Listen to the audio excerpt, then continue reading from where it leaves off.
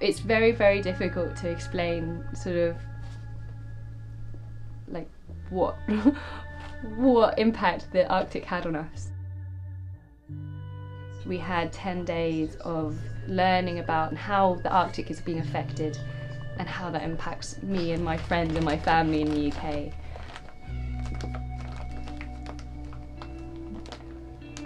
You cannot go to a place so phenomenal or so remote like the Arctic and come back and sort of carry on with life as it was before. Kasper Tokola is a really excellent friend of mine. We've known each other for about 3 years. We both came back completely shocked about everything that we'd learned out there and completely maybe disempowered about the situation that sort of seemed beyond our control. Lizzie. And actually what we decided to do was empower ourselves.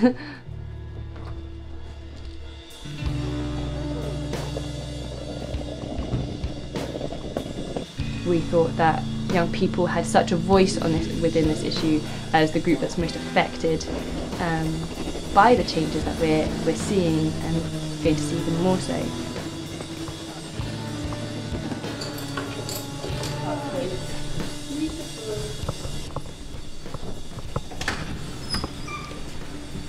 I've really learnt how important it is that young people have a voice in the decisions that affect them.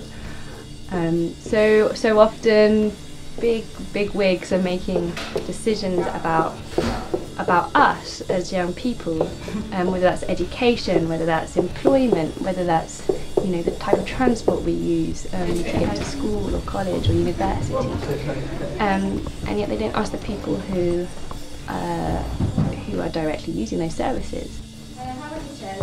I think those who are in power have a real responsibility to our generation to talk to us about what we think as well. Okay. Hello. Yeah, this is the most. Yeah, how's it going, mate? Yeah, good, man. Good to see you again. I've been in this only ever with Kasper. He can't sit up. Well, he can, but it's really, really painful. Recently, Kasper had a really, really dangerous accident and broke both his ankles and his wrist or his arm, and has got quite serious sort of back problems. And obviously that's been sort of such a blow to both me and everybody else that works with him. But actually it's been okay. We miss him very, very much, but I think what's been great is to show that actually the organisation, the work that we do is bigger than just an individual, which is really important and a real strength, I think. Kasper and I also found out about other groups all around the world, in India, in Canada, in the USA, in Mexico, in Africa, who were wanting to do similar things as we were doing, or we wanted to do similar things to what they were doing. It just gave us such a feeling of unity, and knowing that there's people all over the world working really hard for the same sort of things that you care about.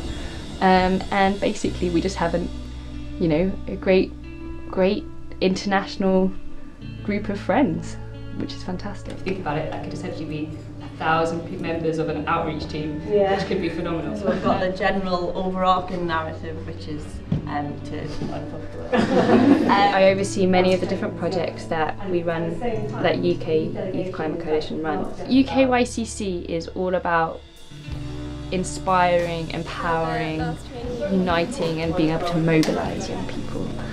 Those are all our key goals.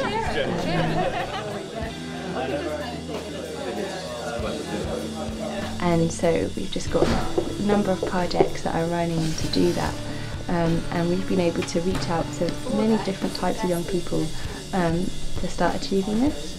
A lot of people who have wanted to be more active but maybe don't know how. Can we also say in here, as well, it's just a treaty that keeps with the science? Yeah, So because there's this constant... Why don't we get together with all the other youth delegations who are coming to Copenhagen and possibly come up with a voluntary agreement which we all kind of agree, which will be our climate treaty, and then we kind of work with them and other organisations on implementing that. I think that's, an inspiring idea, which is incredible, but we can't lose sight of the fact that politicians and the governments are going to be making decisions which will affect the world for the next 50 years. We work very much together with everybody who gets involved in UKYCC to make ourselves, as both as individuals and as a group, much stronger. We need to make sure that sort of whatever process that we take, we make it as inclusive as possible and challenge that system that we have and that we're trying to work within that needs changing.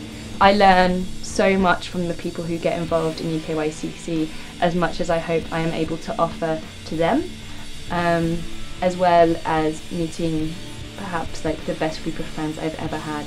It's amazing to be able to work with people and share things with people who feel and are as passionate as you are, and that's incredibly empowering. So that's an opportunity.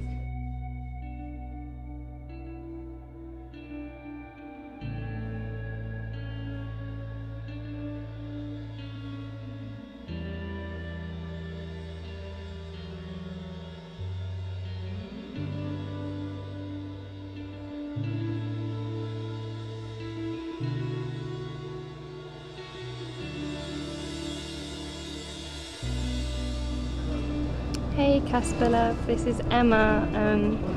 I'm calling because I'm sorry I missed your call the other day. It was really sweet of you to find out how I was doing.